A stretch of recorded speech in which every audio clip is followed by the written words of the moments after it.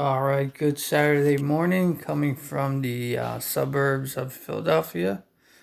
First, I have some quick headlines about Philly sports. I won't be long. Sixers did beat the Spurs last night. Big Ben did have a triple double, but it was also reported that Joel Embiid allowed him to get that final rebound to make it a triple double, which I guess it's whatever. Russell Westbrook pads his stats constantly, so it's all right with me. Um, big deal with Jimmy Butler coming back to town tonight. I expect, I hope, I don't know how the crowd react, but I know I would boo the shit out of him. He is a prima donna. He just loves to be the star on any team. He was butthurt that he wasn't, the standout star of the Sixers, even though he really stepped up in the playoffs, which I do respect him for that. But boo the fucking shit out of that guy. He's an asshole. He's been an asshole everywhere he's gone. Um, Also in the NBA with the Sixers, Joel Embiid commented on his load management, quoted as saying, "This is some bullshit. I'm tired of sitting. I just want to play." I hear you, JoJo.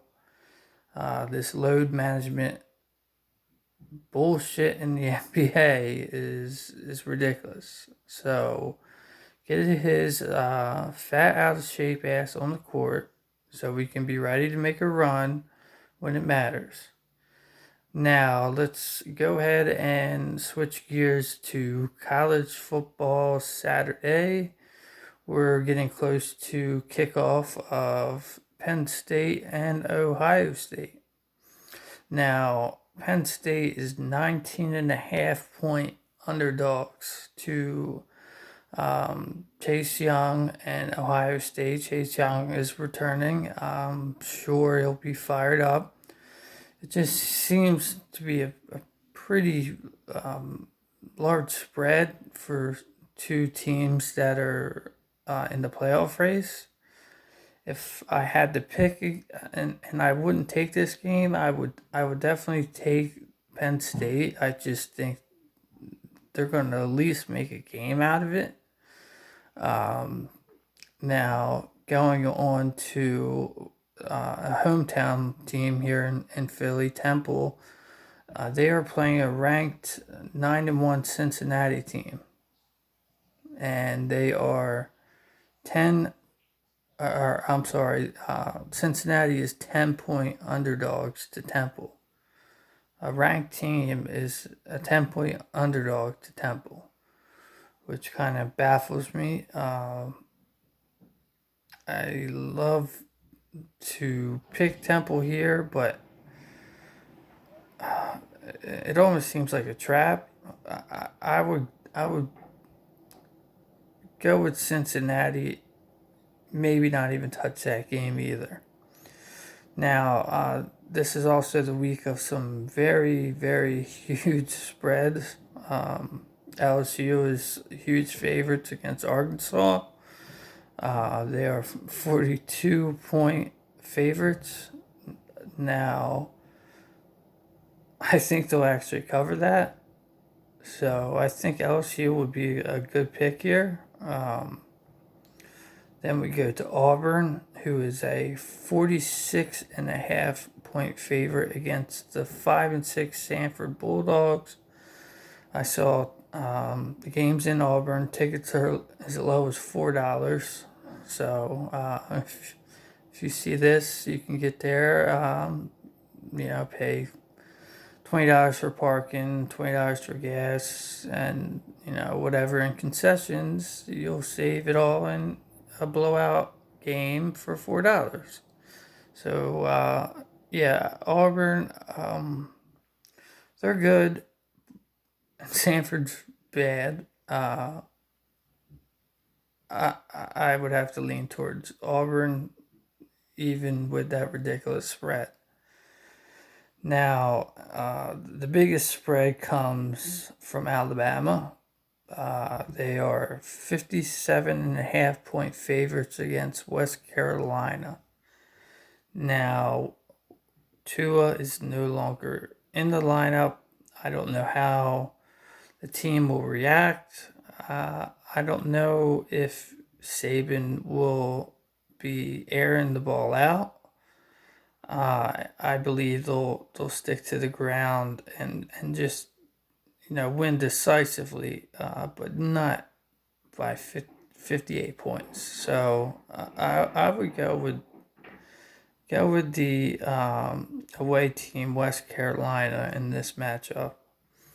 Now, my absolute lock of the week is Oklahoma minus 18 at home, with 64 being the over against the 5-5 TCU Bulldogs, I believe, or Horned Frogs, something like that.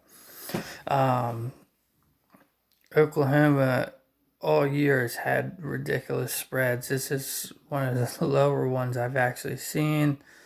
CeeDee Lamb, Jalen Hurts, they're going to put up some points, and I see them scoring at least 50 alone.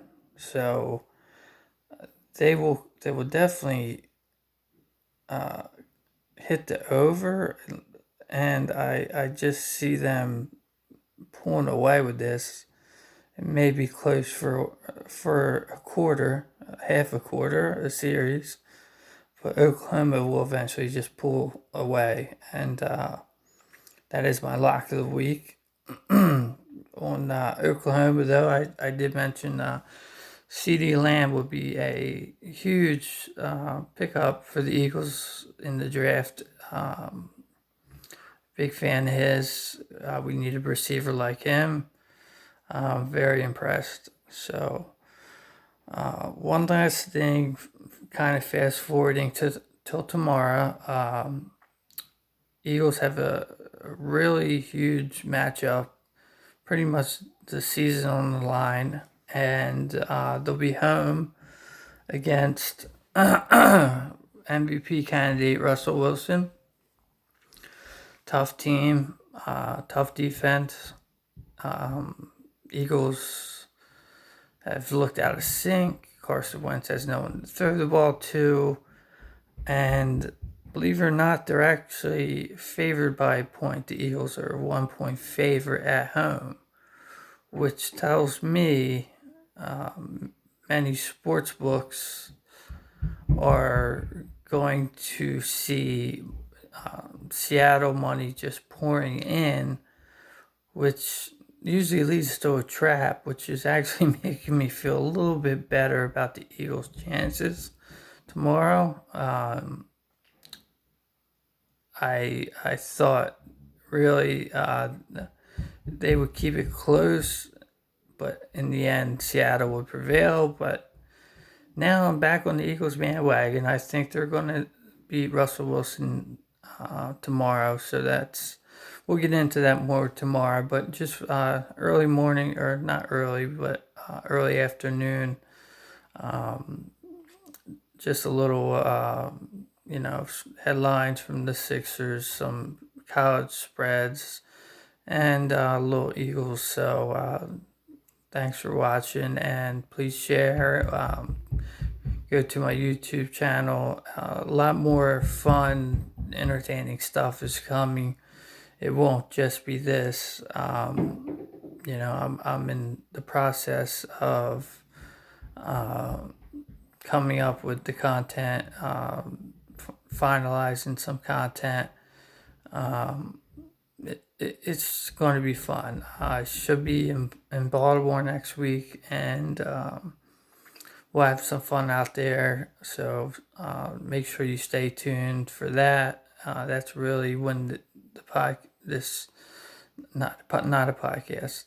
This show will really begin. So Black Friday, keep the date. Things are really going to hype up.